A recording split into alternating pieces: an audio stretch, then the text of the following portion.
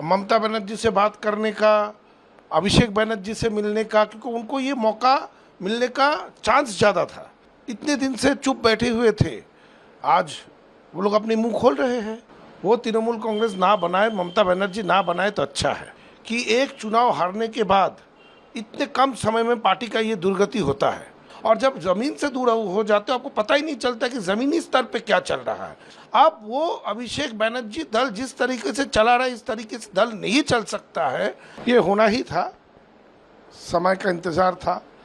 क्योंकि देखिए, कारण सबका एक ही है।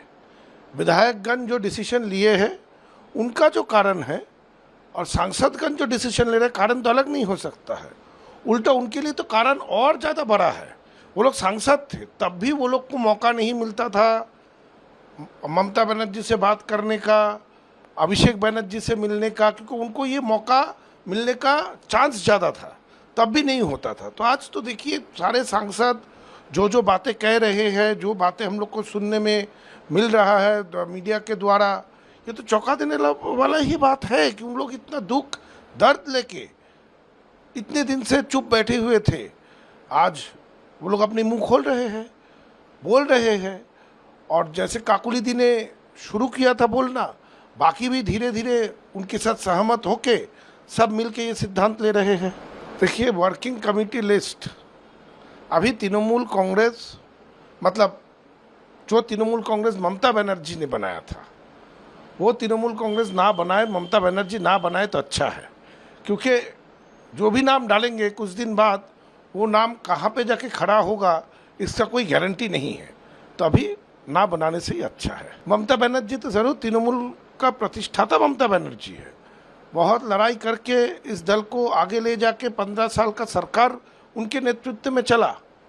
लेकिन कहीं तो कुछ ना कुछ बहुत बड़े पैमाने में गलती हुआ है, सांगठनिक गलती, कहीं पे कुछ ऐसी बातें तो ज़रूर रही होंगी कि एक चुनाव हारने के बाद इतने कम समय में पार्टी का ये दुर्गति होता है।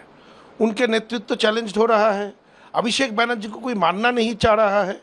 तो क्या ऐसा कभी हो सकता है, या ऐसा कुछ आग अंदर ही अंदर जल रहा है, इसका एहसास ममता बनर्जी को नहीं था? कहीं तो ये होने, एक नेतृत्व का क्या होता है कि पहले से हम अनुमान लगा लेते हैं।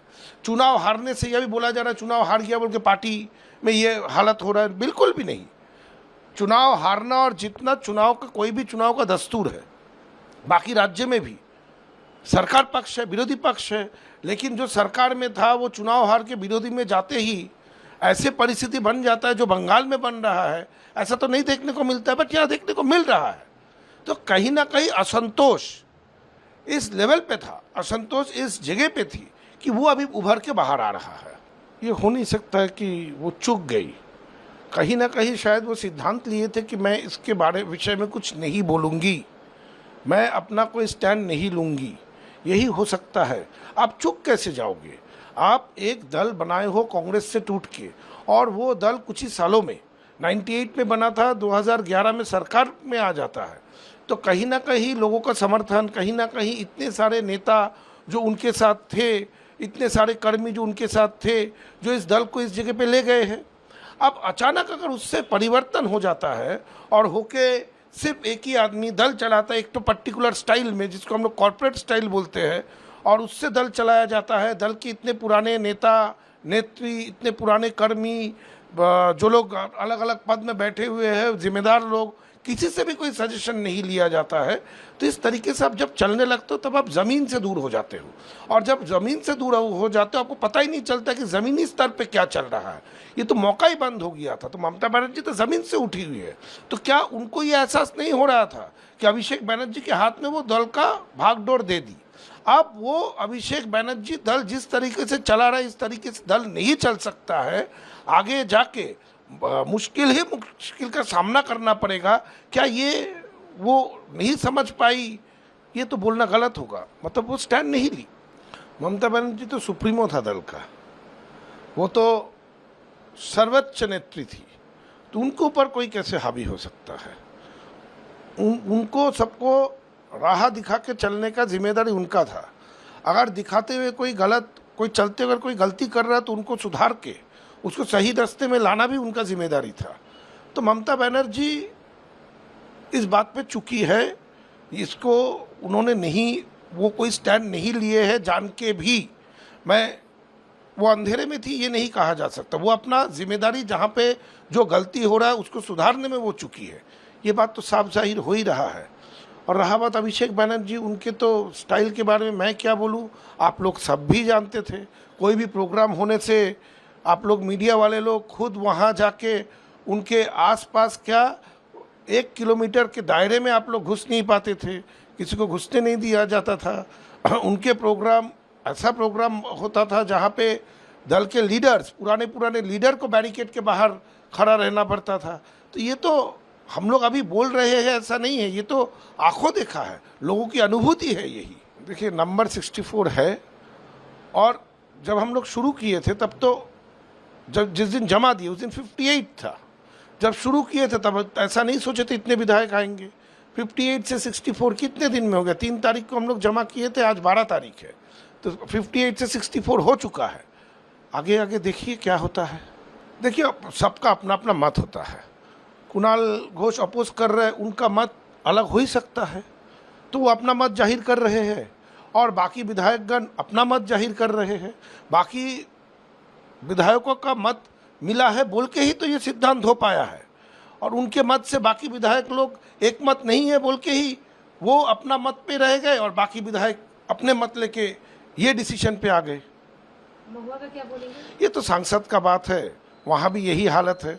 20 लोगों ने, आप ही लोगों ने दिखाया ना कि 20 लोगों ने सिग्नेचर कर दिए, 20 सांसदों ने सिग्नेचर कर दिया है, तो मेजोरिटी मत ये यहीं पे है, और उस मत के बाहर वो अपना मत देंगे तो उनका व्यक्तिगत मत हो जाता है, वो तो मेजोरिटी का मत नहीं होता है।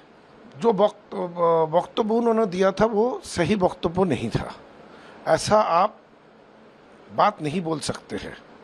ये बात बहुत कम्युनल बात है, और ये सारी स्टेटमेंट जब आप करते हैं तो एक संप्रदाय के सेंटिमेंट को, उनके अस्तित्व को आप आघात पहुंचाते हैं। ये आघात पहुंचाने का अधिकार हम लोग भारतीय है, और भारतीय संविधान किसी को ये अधिकार नहीं देता है। एफआईआर के बारे में मुझे पता नहीं है, क्या हुआ नहीं हुआ, उस पर क्या लिखा गया, ये तो मेरा जानकारी में आने का बात भी नहीं है भी नहीं। लेकिन हाँ, जो उन्होंने बात कही थी वो बात कहीं ना कहीं पूरे तरीके से गलत है। आग अंदर ही अंदर जल रहा है, इसका एहसास ममता बनर्जी को नहीं था।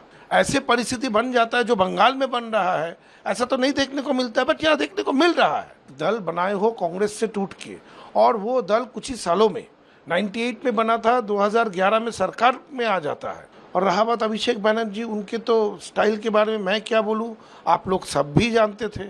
वो लोग सांसद थे, तब भी वो लोग को मौका नहीं मिलता था ममता बनर्जी से बात करने का, अभिषेक बनर्जी से मिलने का, क्योंकि उनको ये मौका मिलने का चांस ज़्यादा था।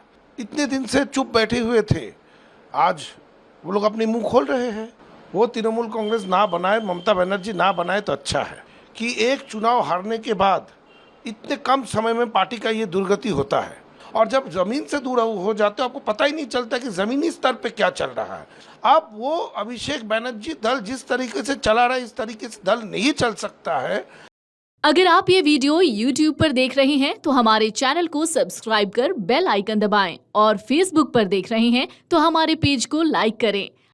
अगर आप ये वीडियो YouTube पर देख रहे हैं तो हमारे चैनल को सब्सक्राइब कर बेल आइकन दबाएं, और Facebook पर देख रहे हैं तो हमारे पेज को लाइक करें।